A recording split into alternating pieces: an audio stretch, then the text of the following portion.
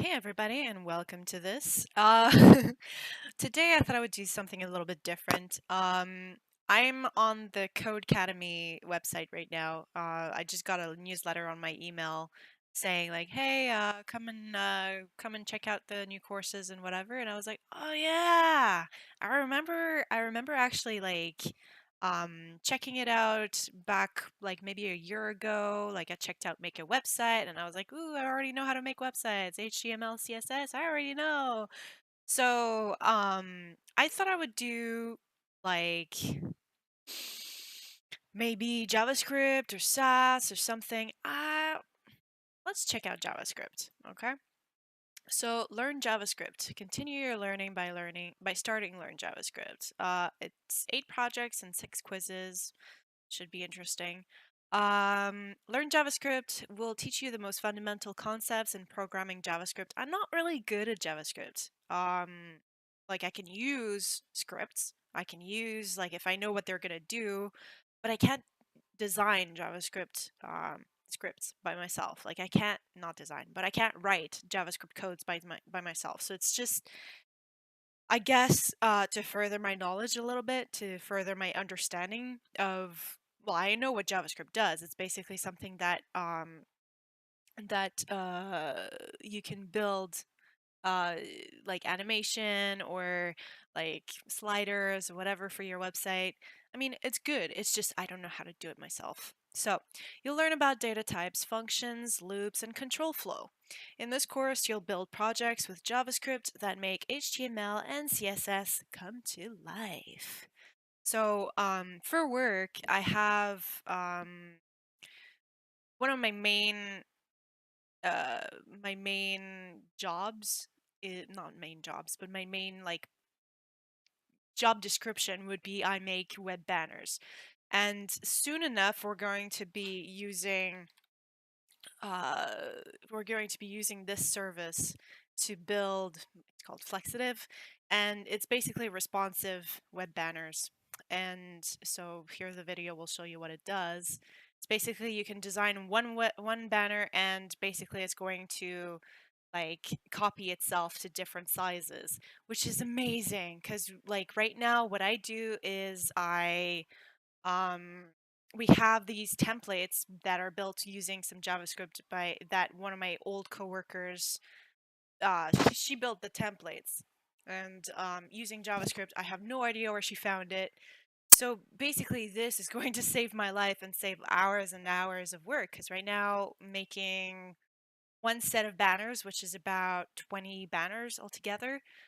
Basically, we have this HTML, CSS, and JavaScript like page that is basically the template for one banner, and it's like it's copied and like obviously changed for size purposes. But basically, so we have these templates that are basically like not sliders, but there's like fade out animations and stuff like that, so that the banners are actually a little bit more interesting than just like sliders or whatever. So there's that, and so the way that I make the images that are going into the banners is I design them in InDesign. So basically the out like the logo and the logo of our company and the logo of the manufacturer, because I work for car dealerships. So basically you have like, for example, if I'm going to make a banner for Audi, then there's going to be the Audi logo, Audi Canada logo on top, like top right or left, depending on the banner itself, because I think Audi nowadays, back maybe last year Audi was super strict on how they wanted their creatives to be made. So their logo had to be, I think, on the right side.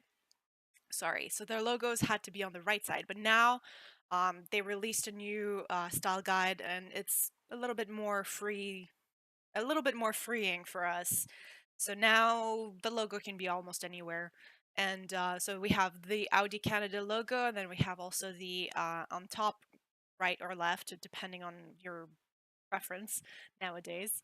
And then you have also the Audi dealership logo on the bot and at the bottom of the banner.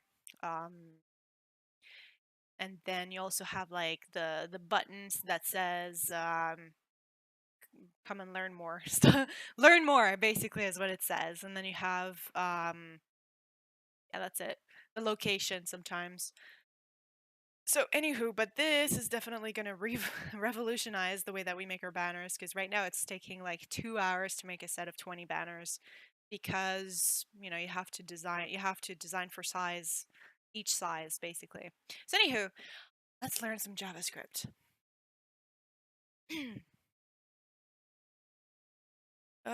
Ooh. Yeah, okay, sign up. Oh, it's already taken? Sign up with Google. Let's do that. Sorry, guys. Yay. Welcome to Learn JavaScript. JavaScript is the most widely used programming language on the web and is used on most websites, including this one. By the end of this course, you'll have a strong foundation in JavaScript. You'll be able to write full-fledged programs, I doubt that, make HTML and CSS dynamic, and write impressive web applications. This unit has 2 parts: learn the building blocks of JavaScript, do some fun stuff with those parts, and because this course starts with the building blocks of JavaScript, make sure to take notes and pace yourself. This foundation will take us through the rest of the JavaScript course. Instructions. Oh, that's the instruction. Okay. Click next to begin. Next here. The building blocks of JavaScript make up every program and line of JavaScript. Hang on. Water.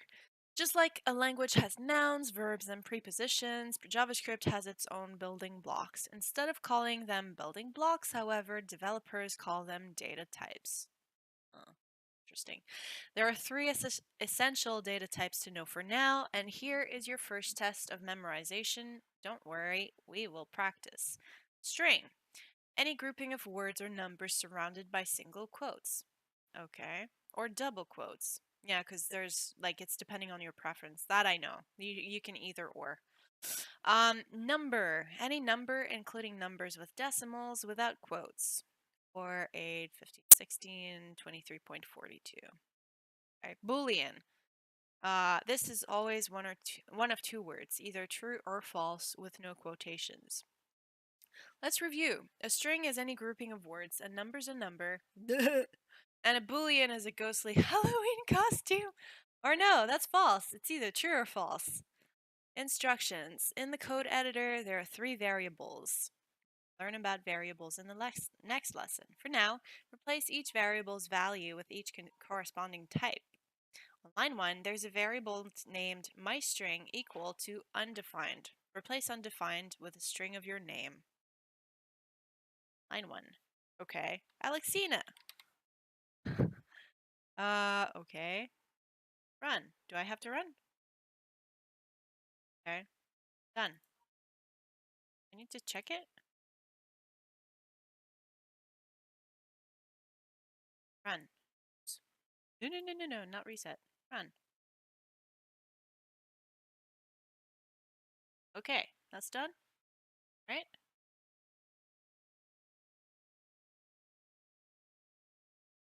Hey,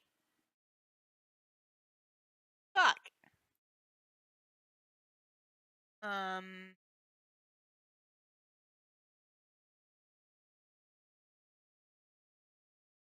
3 variables. Oh, do I need to do every line? Fuck. It's a test returned an error. Maybe you have a syntax error or a typo error. What do I do? Like, I did that.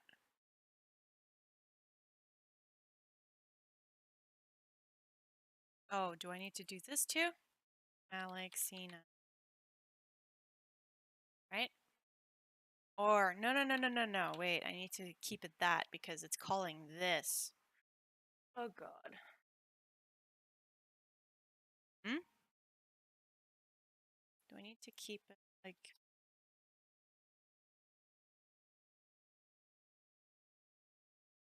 Run? I have no idea. Guys. Alexina. Huh? Bit spaced. Run.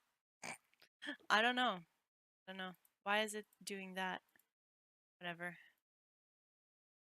Variable my string on line 1 should be equal to a string. Strings are always surrounded by single or double quotes. Oh, okay, so I need to do this. Yes, okay. Yay. Good joke, undefined. Okay. On line 2, there's a variable named my number, also equal to undefined. Replace undefined with your lucky number. I was born on June 20th, so 1987. So I guess I'll go with like 20. Okay, run. What? Oh, that's... Why not? Oh, that doesn't need a thing. Okay, that does not need thingies. See, I'm so shit at JavaScript. I just use JavaScript files and I don't touch them. That's what I do. On line 3, answer this question with a boolean. Do you like the Halloween joke? What? Okay. Otherwise replace false. What Halloween joke? Run. Yay! Notice that your string, number, and boolean printed to the black box to the right. On the right. That is the console. Yeah, I knew that. And is a program that can run JavaScript programs and show their results. We will learn how to use the JavaScript with the console in the next exercise. Click Next to continue. We can't do much programming with our knowledge of types right now, so let's build something cool. Let's learn how to ask JavaScript to talk to us. To do this, we need two things: a way to ask JavaScript to talk, and something for JavaScript to say. We can ask JavaScript to print words to the console with this line of code. Console log your message here. In human speak, this is saying, hey console, please print log this thing inside the parentheses. Hi, thanks. By writing this line, we've also solved the second thing we need, something for JavaScript to say. We could put a string, number, or a boolean, or any data type inside the parentheses of a console log statement. Use console log to log a string of your favorite pizza topping. Okay. Console.log it. Oops, shit. I don't know, like, margarita? Is that a topping? Or should I just say like a one item? Fine, pepperoni. Pepperoni. Run. Pepperoni. Fun fact, we can log multiple things at once by separating them with commas, like this. Okay, pepperoni. Cheese. Oh, whoops. You need to keep those. Okay. So that and then cheese. Because I'm Quebecer, and we love cheese in Quebec. And, I guess because I'm a Quebecer, I'll say poutine. Poutine! Or poutine, as some people say, but I'm French, so like poutine. That's how we say it in French. Print out 2. Well, fuck you, I said 3. Yay, pepperoni, cheese, poutine. Blech. I hate poutine, though. Just so you know. Yay, next. Don't worry, math does not need to be your strong suit to learn JavaScript. There are just a few operations we'll need to know to make some awesome programs later in the course. JavaScript includes the general math operators that you can find on a calculator: add, subtract, multiply, and divide. These all work how you might guess. 3 plus 4 will equal 7. 50 divided by 10 will equal 5. Let's use each one of these math operators. Inside of a console log, add 3.5 to your age. Oh fuck, now you know my age! This is the age you'll be when we start sending people to live on Mars. Well, I guess we'll see. Console.log. So I go, do I need to have, not parentheses, whatever. I am 30. 30 plus 3.5. Does that work? 33.5. Woo!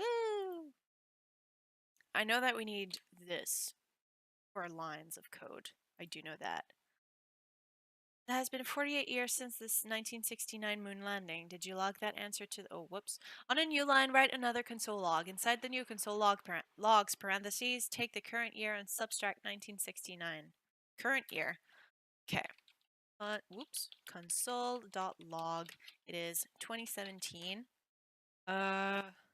Set the new, take the current year and subtract. So subtract 1969. The answer is how many years it's been since the 1969 moon landing. 48. Create another console log, then divide console.log. Then divide 65 divided, where's the divide? There, by 240. Run. Woo! Create one last console log, then multiply the full answer from step 3 by 100. Oh. Full answer. Do I need to copy this, or can I just copy this answer?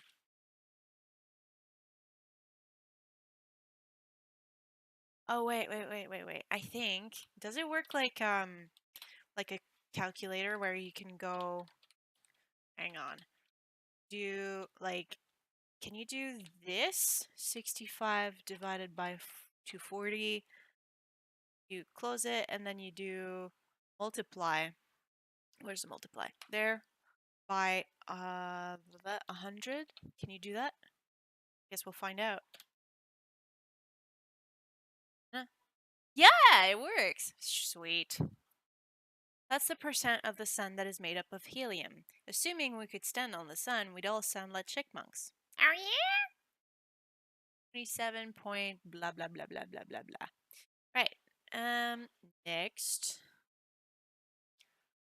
Now let's generate a space fact while we learn a brand new operator called, drumroll please, the modulus. My god. The idea behind the modulus is to show you the remainder after you divide a number. So, if you divide 13 by 5, 5 goes into 13 two times, and there will be 3 remaining. What? Oh, yeah, okay. The modulus denoted by a percentage would take 13%, 5, and return the remainder 3. Okay, I didn't understand this bit, but whatever. Math was not my strong suit. No, that's not true. What's it called? Abstract math. With the, what's it called? Algebra. So algebra was my strong suit actually in school. So like actual numbers were never really my strong suit for some reason, but algebra I was fucking good at. Go figure. I live in dreams, I guess. I live in non-numbers. How on earth is this useful? Let's ask a question a modulus can solve. What will the moon phase be 1 year from today? Let's say it's full moon tonight and we want to know what the moon will look like 1 year from today. We know from the moon phase image to the right that the moon circles the earth every 27 days. So let's start by dividing 365 by 27. Remember to put your calculations inside console.log to print them to the screen. Okay. Console.log 365 divided by 27. Run. Okay. 13.51, blah, blah, blah. That gives us a number 13, followed by a decimal, blah, blah, blah. To figure out what phase the moon will be in a year, we need to know how many extra days the moon will rotate around the Earth before the end of the year. We need the decimal we just found displayed as remaining days. Use the modulus operator to find the remaining days, then run your code. What? We need to know how many extra days the moon will rotate around the Earth before the end of the year. We found displayed as remaining days. What? Not good at math. This time replace the division operator with a modulus. Okay. Console.log. So I do 365% 7, right? I guess. 14. Okay. Now we know how many days into the moon's phase it will be in exactly 1 year. 14. We can now figure out based on the moon. I have no idea. Math is not, yeah. Based on the moon phase image, what the moon phase will be 365 days from today. If it's a full moon today, a year from now, it will be a new moon. Okay. Whatever. As it turns out, JavaScript has some tricks up its sleeve to make our lives easier. JavaScript has built-in functions which help us do everyday things. We'll learn more about functions later in the course, so don't worry about understanding what they are right now. That's great. Sometimes it's necessary to generate a random number within a program. We can do that with this code. Math.random parentheses. This code will return a random number between 0 and 1. JavaScript will generate a random number for us with this code. To generate a random number between 0 and 50, we could multiply this result by 50, like so. Blah blah blah times 50. The problem with this is that the answer will most likely be a decimal. Luckily, JavaScript has our back with another built-in function called math.floor. Math.floor will take a decimal number and round down to the nearest whole number. It is used like this. Math.floor parentheses math random times 50. Oh god. In this case, math.random will generate a random number between 0 and 1. Okay. We then multiplied that number by 50, so now we have a number between 0 and 50. Then math.floor will round the number down to the nearest whole number. Let's utilize these two methods to generate a random number between 0 and 100. Inside of a console.log, create a random number with math.random, then multiply it by 100. Math.random, blah, and then, do we need to space? Apparently. Times 100. If you run the program a few times, you'll see random numbers in the console. But it didn't work. Oh. Hey.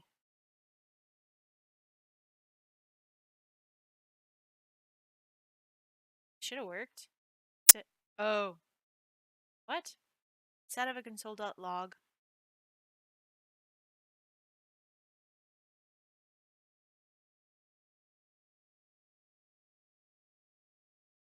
I don't get it. Wait. Math.run. To do that times 100 and then this. Is that it? Ah, got it. Okay. They really tried to fuck me up with that sentence. Anyways, now utilize math.floor to make the output a whole number. Inside the console.log, you wrote in the last step, put math random in the parentheses. Oh god. Okay, math.floor, that, and then this. Is that it? Yeah, 53. Cool. Next. As we write JavaScript, we can create comments in our code. I know that. Comments are lines that are not, like, you can do the same thing, not the same start and end. Like, you can do that in JavaScript, but it's different for HTML. I know that. Comments are lines that are not evaluated when the code runs. They exist just for human readers, in other words. So basically for explanations of what the following code is going to be. Comments can be extremely useful when we're looking back at code we've written later on, and for other people will be looking at your code to understand what the code is going to create, basically. There are two types of code comments in JavaScript. A single line comment will comment out a single line. Wow, that was a great sentence. And is denoted with 2 forward slashes preceding a line of JavaScript code. So this is your comment. A multi-line comment, so this starts it and this ends it, will comment out multiple lines and is denoted with blah blah to begin the comment and */ to end the comment. Let's practice adding some Code comments. To the right, we've provided you with the beginning of the book Catch 22 by Joseph Heller. Wow. On line 1, write a single line comment that says opening line. Opening line. Run. Yay. It was love at first sight. Single line comments are great for adding context to your code. Multi-line comments are often best suited to prevent a block of code from running. Comment out lines 4 to 9 with a multi-line comment. Why? How does it start again? Oh, it's slash this slash. It was love at first sight. Sweet. Let's take one more glance at the concepts we just learned. There are 3 essential data types in JavaScript: strings, numbers, and booleans. We can route out anything into console with console.log. We can do math with operators like plus, minus, multiply, and divide. Find the remainder after dividing 2 numbers with a modulus %. Yeah, I still don't get that one. We can generate a random number with math.random, then make it a whole number with math.floor. We can write a single line comment with a double slash and a multi-line comment with slash star and star slash or asterisk. I hate people. Okay, that's the one thing actually. I hate people that call this thing asterisk. It's not a fucking asterisk. Asterisk is a fucking comic book character from France, okay? Asterix et Obelix? No, this is called an asterisk. Like a risk. You're taking a risk and saying this fucking word. I'm sorry. You've just finished one of the toughest parts of this course. Nice work. Feel free to review the concepts you just learned in the code editor and console. Blah, blah, blah. Up next, quiz yourself. Now that you've completed Introduction to JavaScript, we're offering you access to one of our Codecademy Pro quizzes. Oh, you're gonna have to pay if you keep using this. Never mind. Skip quiz. Skip. Yeah. To write programs in JavaScript, we'll need to make our code reusable. Part of making code reusable is removing the data we want to perform some logic on to leave only the logic.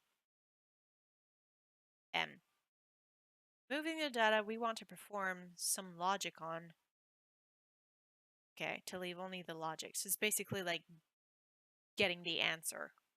Then we can use our logic on any data. Here's what we mean. Imagine you're writing a weather app. Your thermometer outside reports the temperature in Celsius, and your goal is to report the temperature in Fahrenheit. No, I work in Celsius. Fuck you, I don't want Fahrenheit. You write a program that takes a temperature like 15 degrees Celsius, then multiplies and divides it until you get the temperature in Fahrenheit, which I fucking don't understand. I don't understand Fahrenheit. I'm Canadian. Which is funny because my parents' generation, well, that's what they say. My parents' generation, they apparently learned in Fahrenheit. So whenever I would ask the temperature, my mother would always answer when I was younger. She would always answer in Fahrenheit and be like, do the mental math and tell me in Celsius.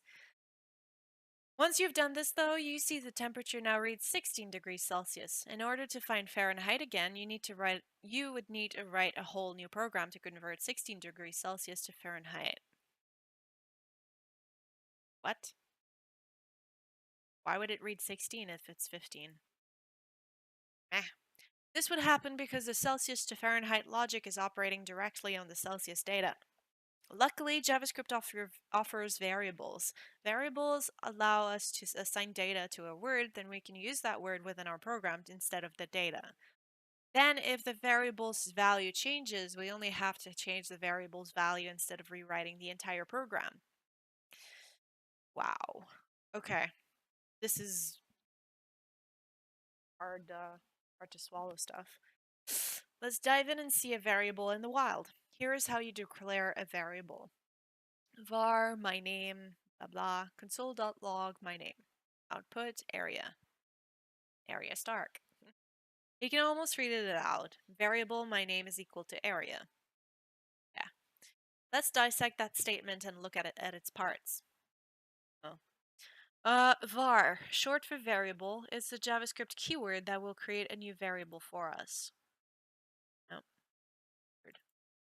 My name is chosen by a developer. That's you. Notice that the word has no spaces and each new word is capitalized. This is a common convention in JavaScript and is called camel case instead of camel toe.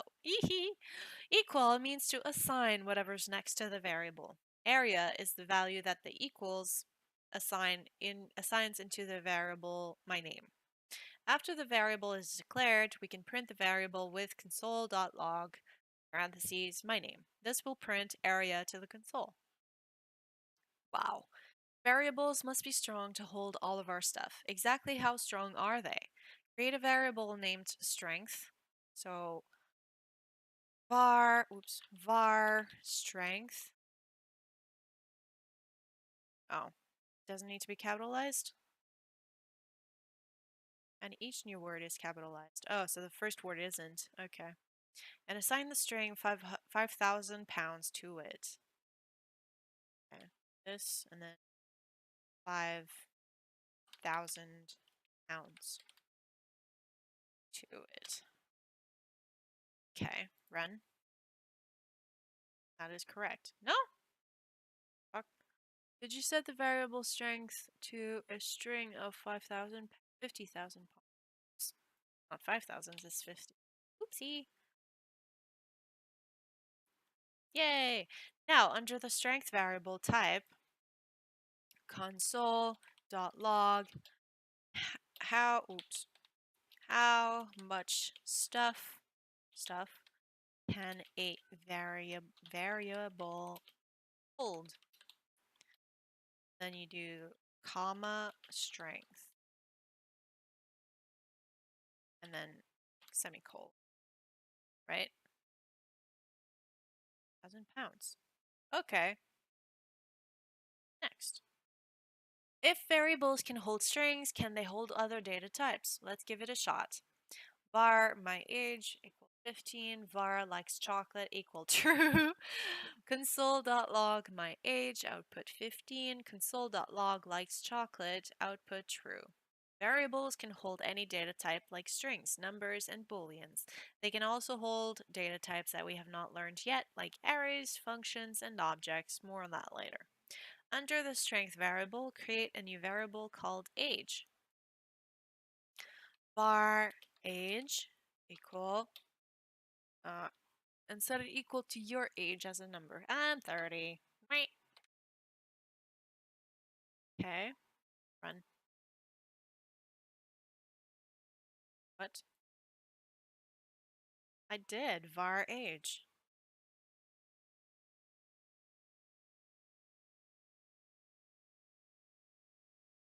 Var age. Did.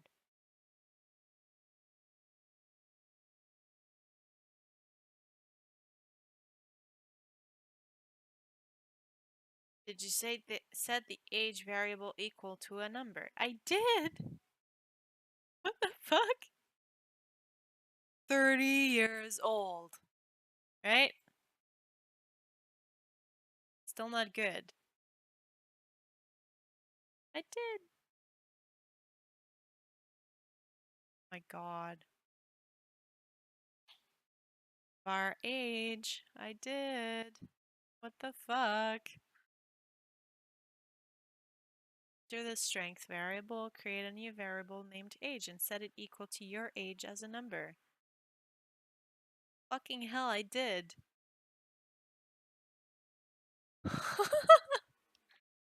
What the fuck? Under your age variable, fuck you. Use console.log to print it to the console. Yeah. Console.log. How old am I? Then you do this and comma age.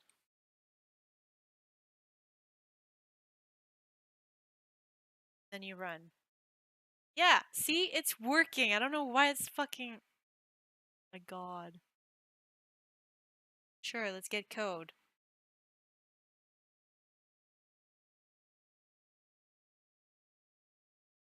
I am not 26! Oh, that's right, you don't need the thingies. Okay, so 30. My god. That was shitty. I'm sorry, guys. Now, create another variable named hasPet and set it equal to a boolean. HasPet, false. I don't. I wish I could. I can't have a dog and I don't like cats, so. Way to go!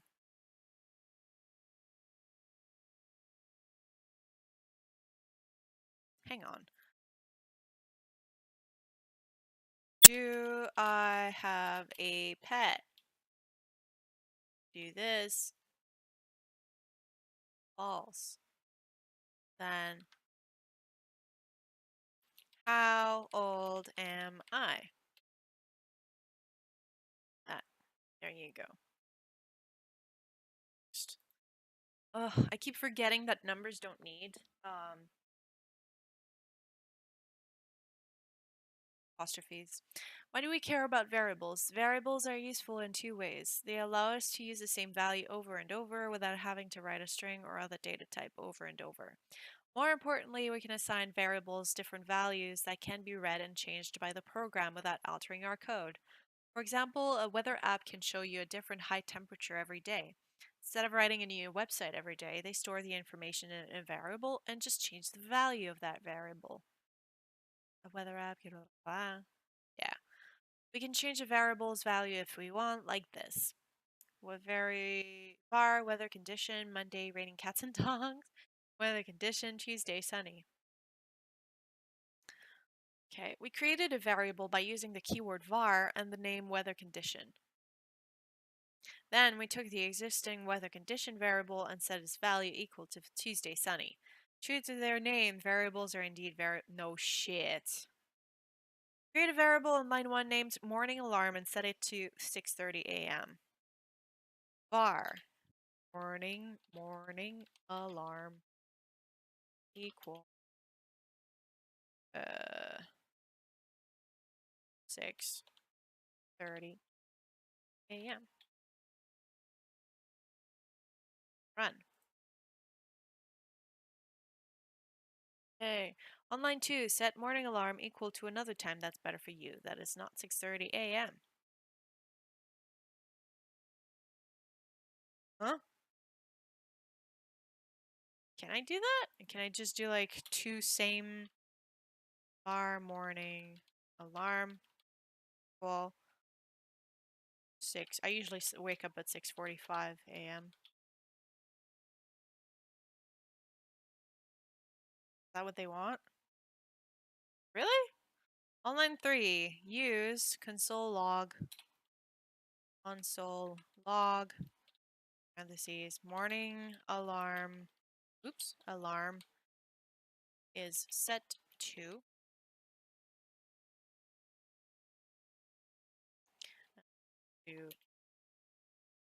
morning alarm.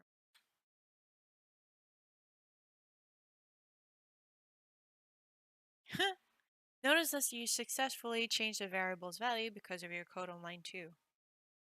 Okay, so why did I write this in the first place? I like it's fucking useless to print out whatever. In the previous lessons, we've put string into variables. Now let's put a variable's value into a string. Putting a variable in a string uses concept we've already learned. The JavaScript term for this idea is interpolation. Interpol what? Possibly the most fun JavaScript term to say. We can use the plus operator from earlier to interpolate, insert, a variable into a string, like this. Var my pet armadillo, console log I own a pet plus my pet plus dot. Output I own a pet armadillo.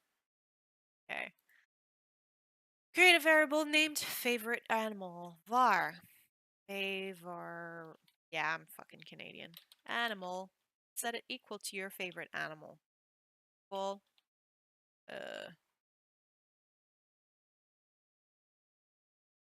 I don't know. I like dogs, but let's just say like corgi. Right. Set it equal to your favorite animal. I did. What?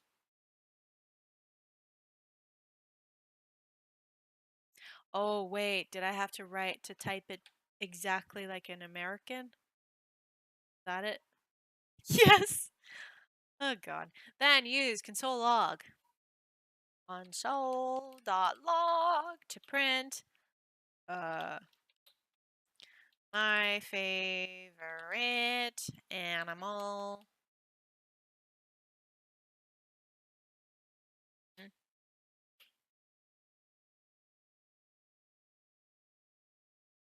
Favorite. Oops. Favorite animal. Right?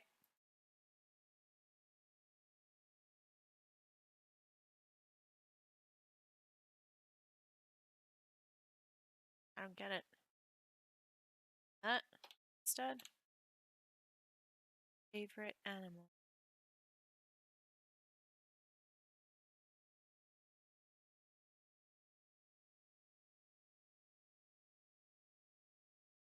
Oh, that's right. It needs to be own a pet plus. Okay. My god. Plus.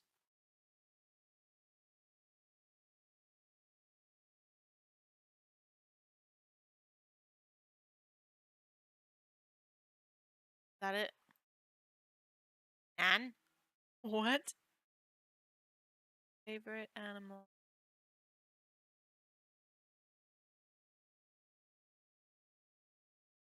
is koala. Oh, I don't need the dot. Is that it?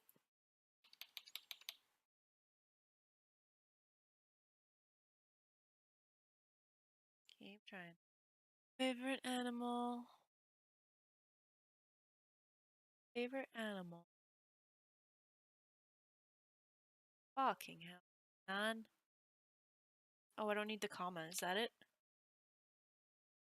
Corgi. Yay, made it.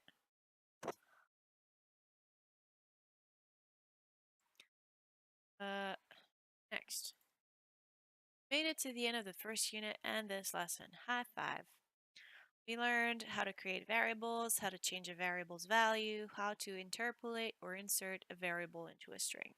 In the next lesson, we will learn how to program JavaScript to make decisions for us and how to generate random numbers. Let's go. Sure. Skip quiz. Now that we've got the parts of the JavaScript, let's see what they can do. In this unit, we'll explore how we can take those parts and create decision trees, games, and much more. In programming, making decisions with code is called control flow. For instance, if we were making a choose-your-own-adventure game, we'd need to program a way for a user to choose which plotline they'd like to pursue. Control flow statements enable JavaScript to make those decisions by executing different code based on the condition. In this lesson, we'll learn how to make decisions with JavaScript and how it can control the program's flow. Okay, that was a lot to take in.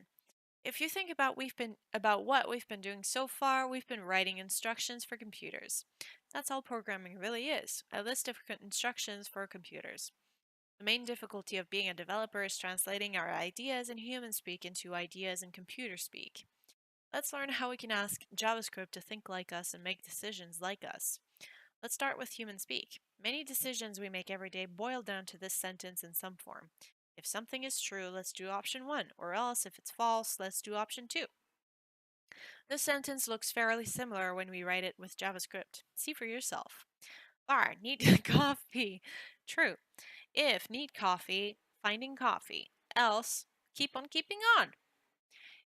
I don't really drink coffee. Like, I do nowadays. I started drinking this year.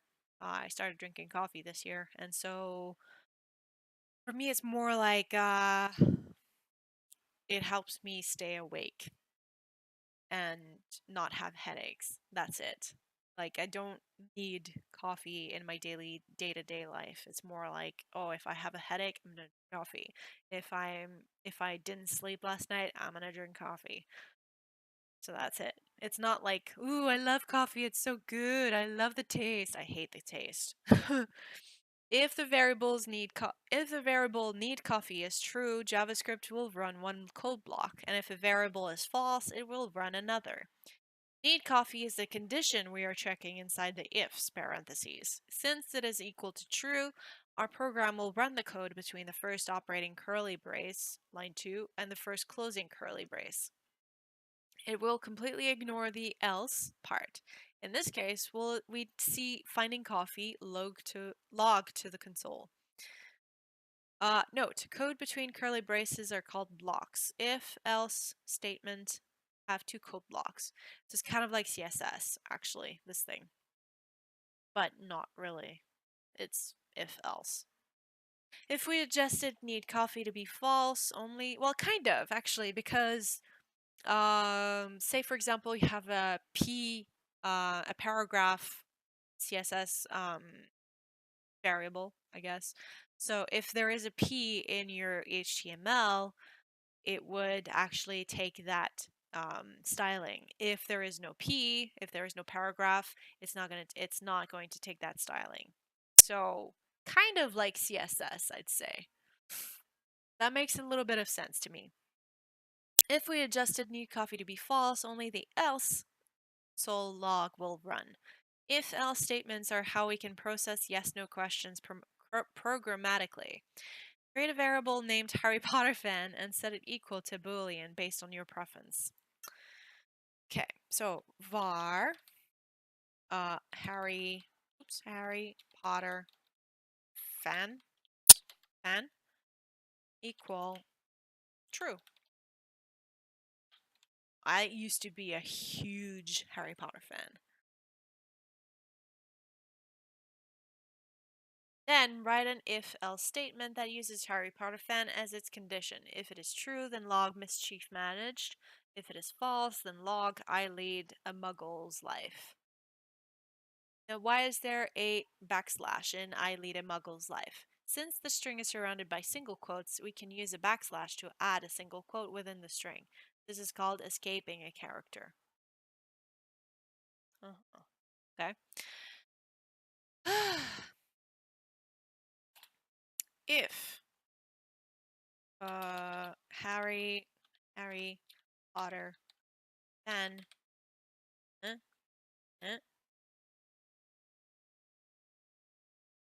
console log console.log mischief managed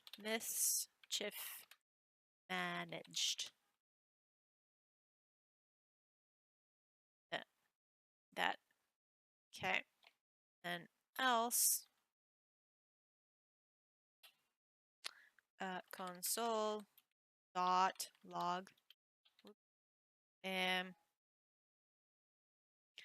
I lead a muggle. Where's the backslash on this? Goodness, I don't have it in my thing. Yeah, I only have /. I don't know. Oh, wait. Is it here? Yeah! Okay, cool. Muggle's life. Right?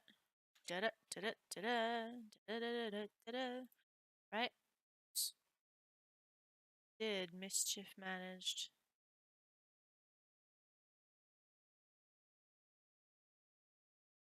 Oh, I didn't close here. Right? Yay, mischief managed. Nice job. You just taught JavaScript to make a decision for you.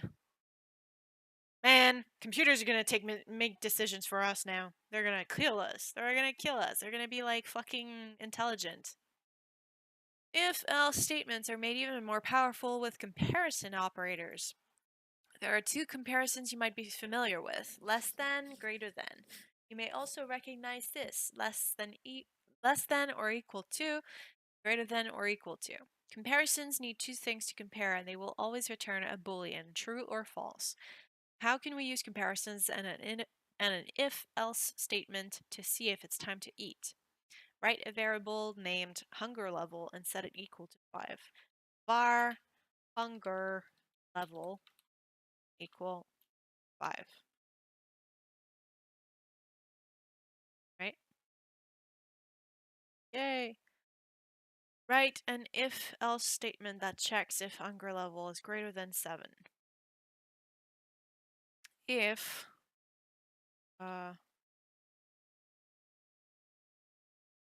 hunger level is less than 7. Greater blah, blah, blah, blah, blah. If so, log time to checks if hunger level is greater than 7. If hunger level is greater than 7, is that how we do it?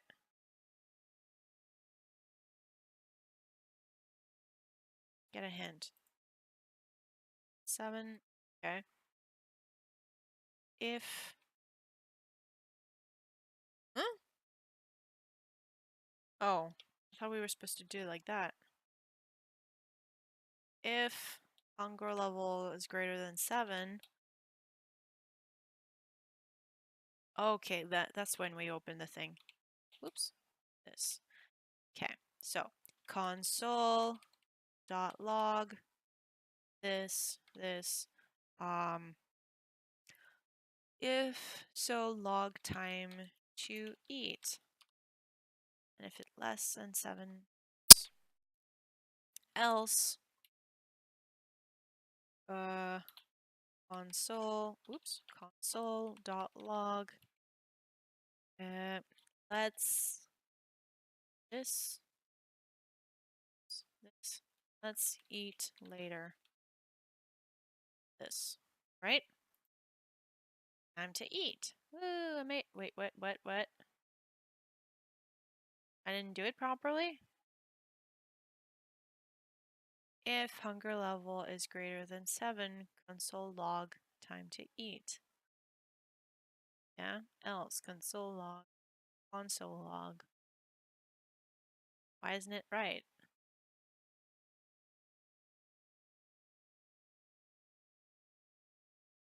Did time to eat or let's eat later log to the console? Yeah. I don't get it. Why isn't it? Get help? Oh. Get code. Oh, I didn't write it properly? Fuck you. I didn't write it the same way they did. I hate that. Play around with these operators and values to see exactly how they work. Yeah, okay. Blah, blah, blah. Yeah, so because I wrote it like this, basically, that's when it was like, no, we don't like that. It didn't like this. Because I like things to be like clear, but it doesn't like that. Just fuck off. There are two more extremely useful comparisons we can make. Oftentimes, we might want to check if two things are equal or if they are not. To check if two things are equal to each other, we can use triple equal. To check if two things do not equal each other, we can write exclamation point double equal. Slow down here. This can be easily confused, yes, with creating variables. Variables use one equal sign to assign a value to a variable. When you're comparing two variables, make sure to use 3. My God. How can we utilize 3 equals or exclamation point double equal and an if-else statement to write a program to see whether a werewolf will turn into its wolf form this evening? Wow. Write a variable named moon phase and set it equal to full. Okay.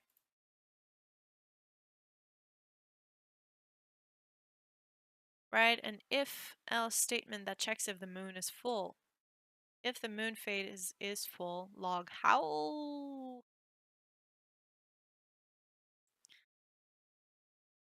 If the moon phase is full, log howl to the console, and if it is anything else, log I swear I am not a werewolf. God.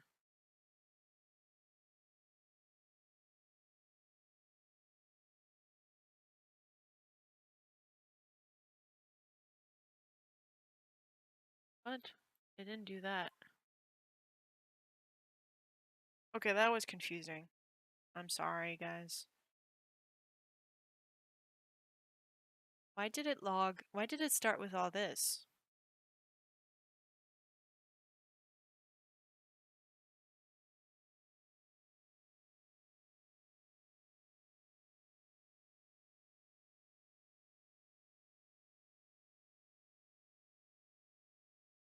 Like, I didn't even learn about the double and. Why is it putting that in there?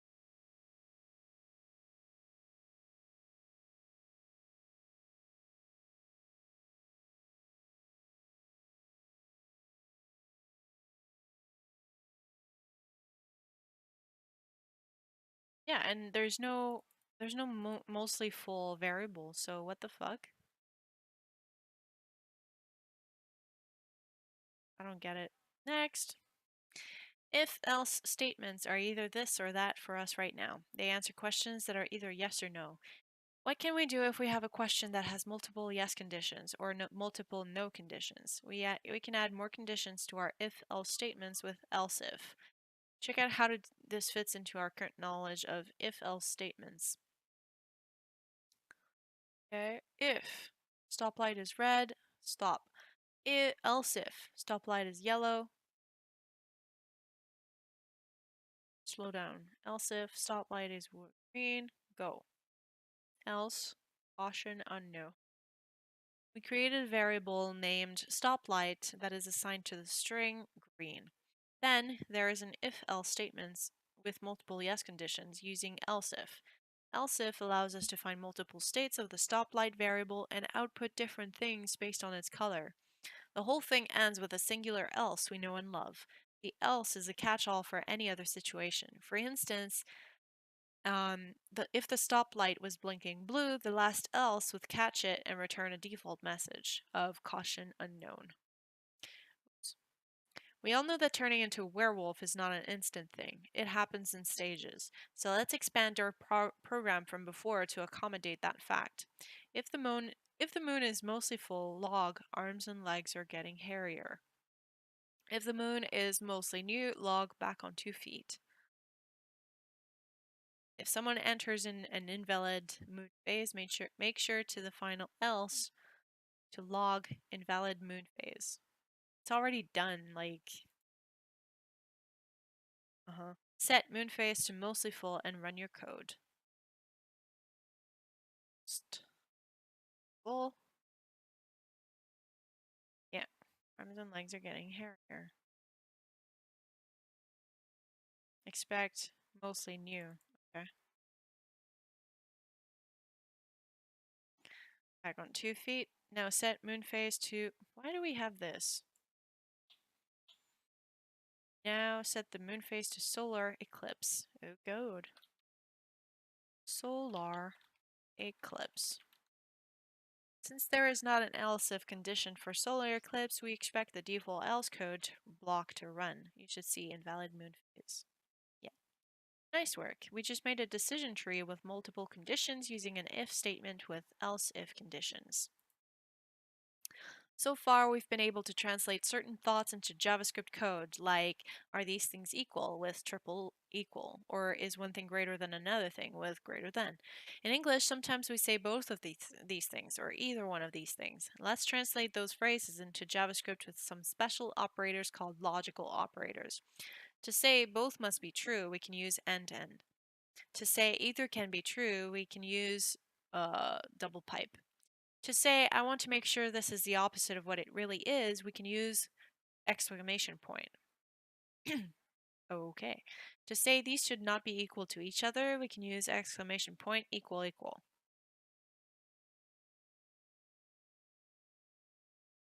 For example, if stoplight equal green and pedestrians equal false, console go, else console stop. If in the example above, we make sure that the stoplight is green and there are no pedestrians before we log go. If either one of those conditions are false, we log stop. Just like the operators we learned previously, these logical operators will return either true or false. These logical operators are helpful when writing if-else statements since they let us make sure multiple variables are true or false.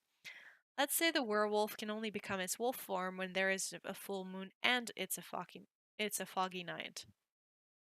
Yeah, so there it is. We already have a moon phase variable, so let's start with making a foggy night variable set equal to true. Oh. Run. Now, set moon phase to full again. Full.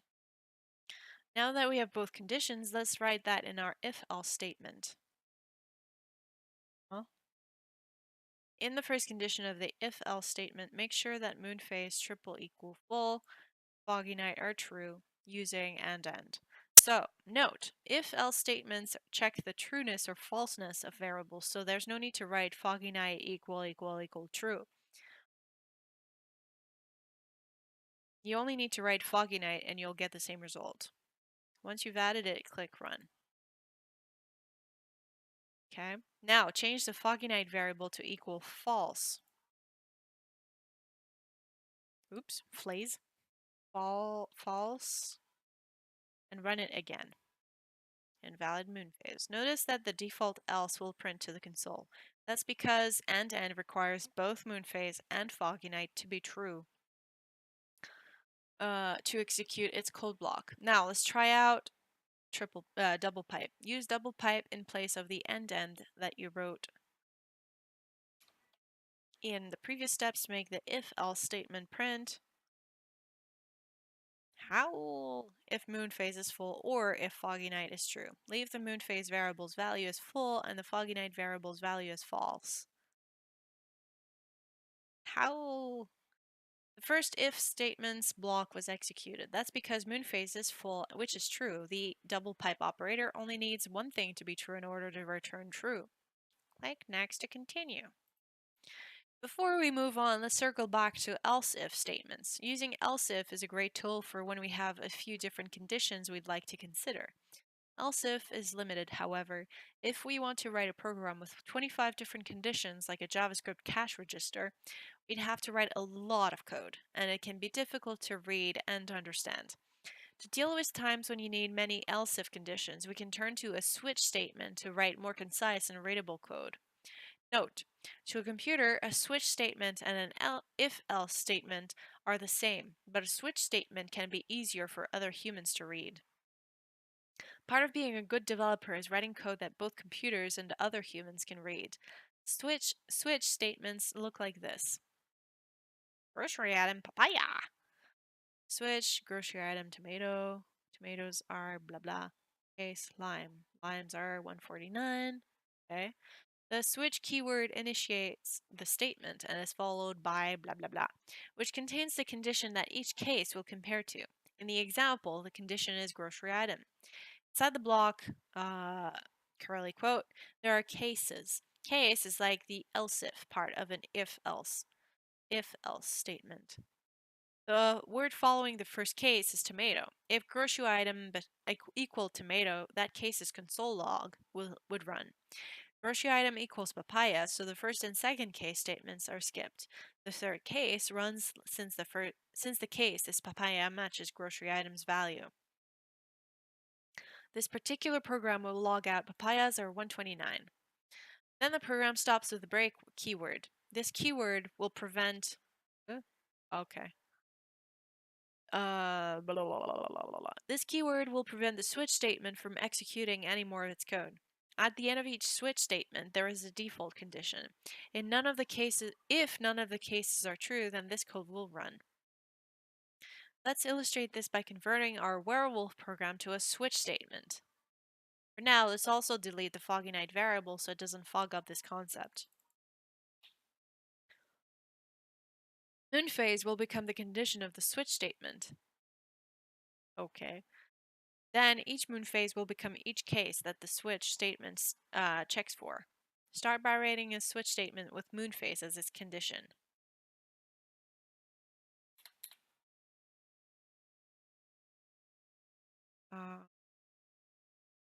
Switch moon phase.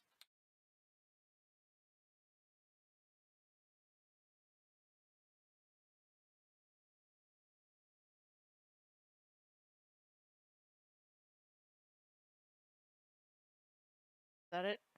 No. Switch moon phase. Oh, this. Okay.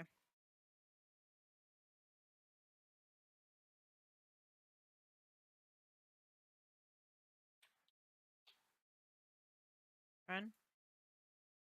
Howl. Okay.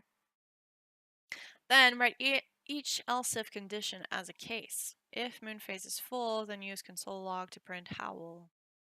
Oh god. Okay, so I write case full. Is that it? Full. Do. Whoa. Why is there so many spaces there? In a case full. This console log. Right, what? Howl. Howl. Well, type it, I guess. I mean, I'll copy it. Double thing. To print if moon phase is mostly full. Case to do this. Right? Oh, and I need to break. Break.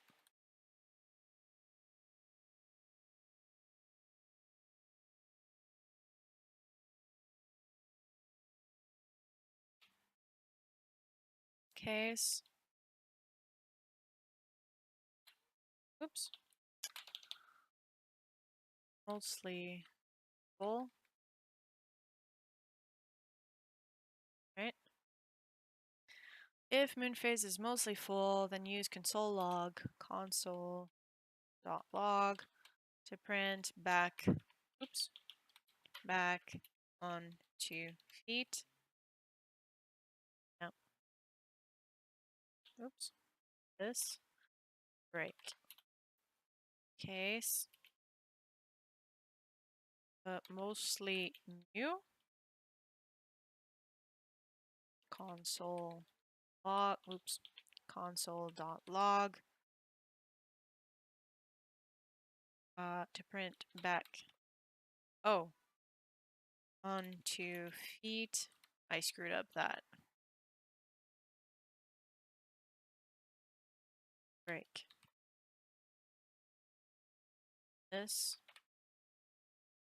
I was supposed to type arms, and legs are getting hairier. Right. So let's try this. Remember to add a break after each console log like in the example in the instructions. I did it! Woo! Now add a default at the end of the switch that uses console.log.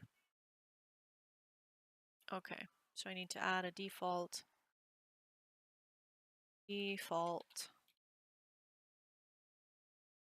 console.log invalid moon phase. Oops.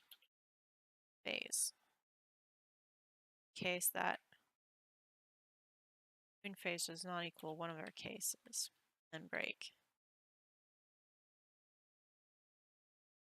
Nice work. Switch statements can make your code easier to read and easier for others to understand. Way to go! We just learned a lot of control flow concepts.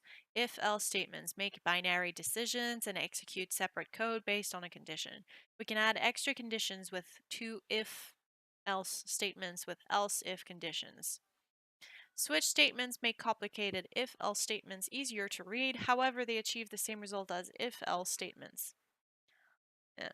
Comparison operators like greater, smaller, oops, that's smaller than, greater than, smaller or equal than, and greater or smaller, greater or equal than can compare two variables. After they compare, they always return either true or false. Logical operators like double and, double pipe, exclamation double equal, and exclamation can compare two variables to see if a certain condition exists. Double and checks if both sides are true. Double pipe checks if either side is true. Exclamation equal, double equal checks if both sides are not equal. That's weird to me. And exclamation changes a variable that is true to false and vice versa. Next lesson, we'll learn about function and how to write blocks of code that are reusable.